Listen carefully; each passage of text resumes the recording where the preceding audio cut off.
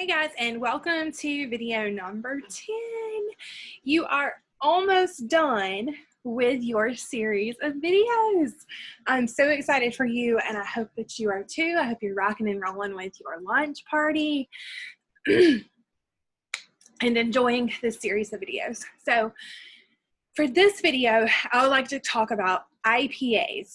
And no, we're not talking about beer. IPAs in the business world stands for income producing activities. So income producing activities, self-explanatory, it's any activity that is going to result in you producing income.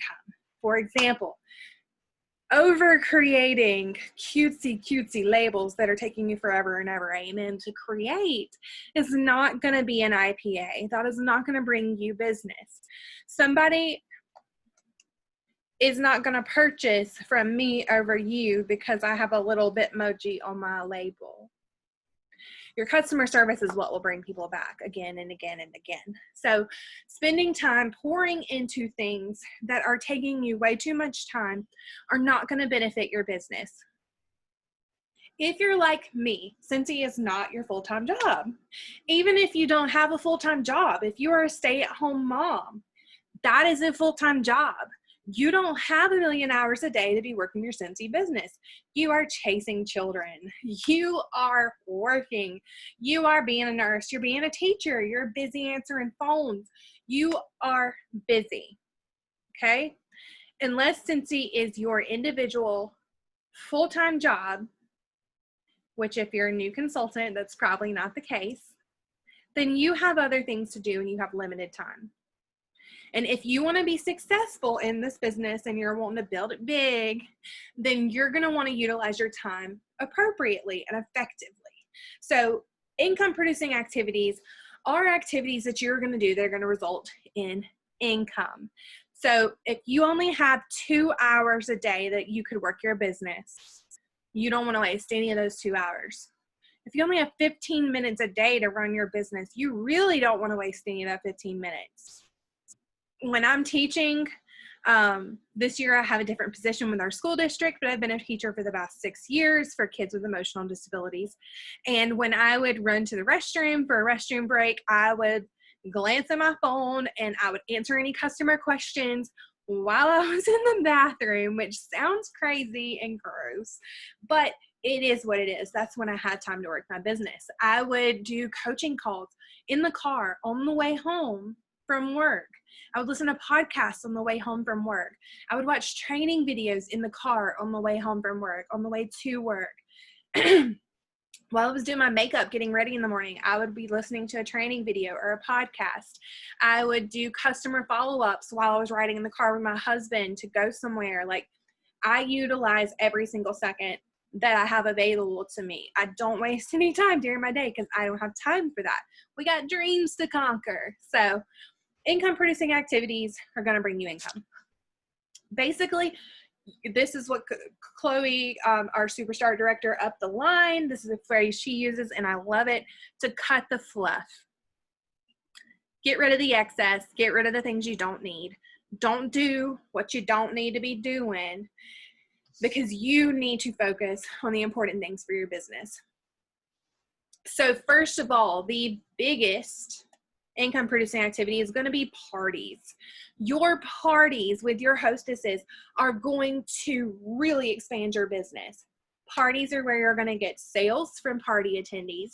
You're going to get more parties booked off of that party. You're going to, basically that hostess is giving you referrals because those people, when you follow up with them, they will be repeat customers. Some of those people might join your team from that party. So all of the things connected to a party are income producing activities. So putting your time into getting parties booked, putting your time into perfecting your party system, putting your time into actually holding those parties is going to directly benefit your business. So that is an IPA. When you're sampling products, like I said in video 8, if you're sampling with a purpose, meaning you are sampling a product that people can purchase, you are following up with those people. You are following up with them again and offering them to order that product. That is sampling with a purpose. You are sampling with the intention of making a sale on that product. That is an IPA. If you're sampling without a purpose, meaning you are making wax samples and you're tossing them in bags, you're not writing down who you gave a sample to, what you gave them a sample of, and you're not following up on it, that is not an income producing activity. You just wasted a lot of time. So that's that part that's important about having a system in place. Recruiting is going to be a huge income producing activity for you. And it is never too early to start growing your team. Just because you are new does not mean that you cannot grow a team. Bring your best friend on board with you. Grab your sister, bring her on board, your mama, your neighbor, your cousin down the street, anybody who you are talking to about Scentsy products and they're excited along with you. Bring them along on this journey with you, because that is where you're really going to see your income change. When you start getting to where you're actually building a team, you're going to see your paychecks drastically change. So that is an income producing activity. When you are having sponsoring conversations with people, when you're creating join packets, when you're sending people information about the join opportunity, that is income producing. One thing that I want you to do for homework when you get off of this video is to go to your own website. I want you to go to your own Scentsy website as if you were a customer, and I want you to go to that join button. Click on it as if you're going to join under yourself and read all the information that's there. Learn it. Look at what people are going to see when they go to join under you. Look at what comes in all of the different kits. Go to your workstation. Go to the search bar and type in kit and find the document that has all the different join kits on it. See what's in each of it. Print those off. Keep them in your planner. Print that off and put it in a bag party. That way you know what's available, so that when somebody does approach you and say, I'm interested in doing what you're doing, you have some answers for them. You can tell them some information. You know exactly what your website's going to tell them, because that's going to make you knowledgeable about your business. That is going to make you a self-sufficient leader. Another income producing activity is being consistent with your VIP page, with your business page. On Facebook, go create a business page for your Scentsy account. Post on it a few times a week. Create a VIP page to add your customers to. I post on my VIP page at least once a day. At least. Sometimes I post more than once. And I create engaging posts for my customers. I talk with them about life things. I talk with them about funny things, interesting things, things that are going on in the world. And I talk about products, obviously, too. So I have lots of conversations with my VIP customers. It keeps them engaged. It keeps them learning and growing about me and about the products. And it keeps them coming back over and over and over. So that is an income producing activity. Creating bag parties, that's going to be a big income producing activity for you. One thing that I would like for you to do when you start getting the ball rolling for your business is to get a little pouch. You can go get a pencil pouch from Walmart. You can find if you have an Ipsy subscription box, then you probably have some random makeup pouch you could part with. Get a little pouch, and inside of it, I want you to put a couple catalogs, a couple order forms, a couple scent circles, some whatever samples you have, laundry samples, pet product samples, whatever you have laying around that you've invested in, that you have, put it in there. Some join info, put in that little bag, a couple testers. If it's cool outside here in South Carolina, we have a very large span of time during the year when it is not safe to have testers in our cars. But anything that you have, put those in that little pouch and keep it in your car. Keep it in your purse. Keep it in your work bag. Keep it in your gym bag. You might need more than one of these. But this is an on-the-go business kit, so that if you are out and about and you see a friend in Belk at the mall, in a restaurant, and they're like, girl, I've been seeing you post on Facebook about your new business. I've never tried Scentsy before. You can be like, well, let me hook you up. And you can pull out a catalog in a scent circle and say, put this in your car and try it. Let me know what you think about the scent. And here's a catalog. And then follow up with them a few days later. So you want to make sure that you are prepared so that if somebody is interested in the joint opportunity and buying and having a party with you, whatever it is they're interested in, you're fully prepared to provide them with the information they need and to get them involved and get them loving those products. So that's going to be an income producing activity for you. So basically you just want to make sure that you're working smarter, not harder.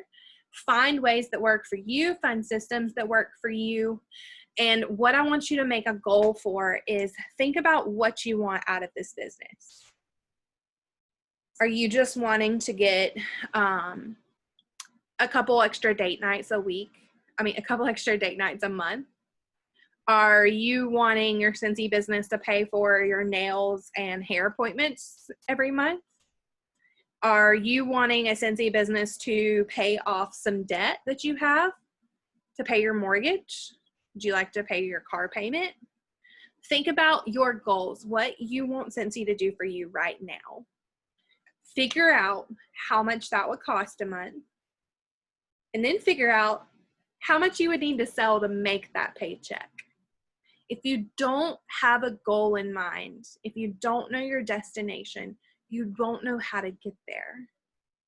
So figure out what it is you want from Scentsy, calculate what you need, calculate how much you need to sell, and make your goals based on that. If I look at, oh my gosh, I need to pay my house payment with my Scentsy check, and then I'm just trying to sell, like I don't really know when I've hit that goal. I don't really know when I need to get it in gear and work harder to get to that goal. So with setting goals, I can then look and I can say, okay, I'm still $100 in sales away from my goal. So I need to go find 4 people who want to purchase a 6-pack of bars, and that will put me over my goal. So having a goal in mind is going to help you reach that goal. You need to set goals for yourself. It is so important for your business. So that is it for IPAs. Make sure that you are working your business in a way that is effective and efficient and not wasting time. Go on YouTube and you can search IPAs and Scentsy and find additional videos that are about things that you can do to more effectively use your time. But that's it. Thank you for hopping on for video number 10. I will see you guys in video number 11, where we're going to talk about how we get paid and how that you promote up that compensation plan.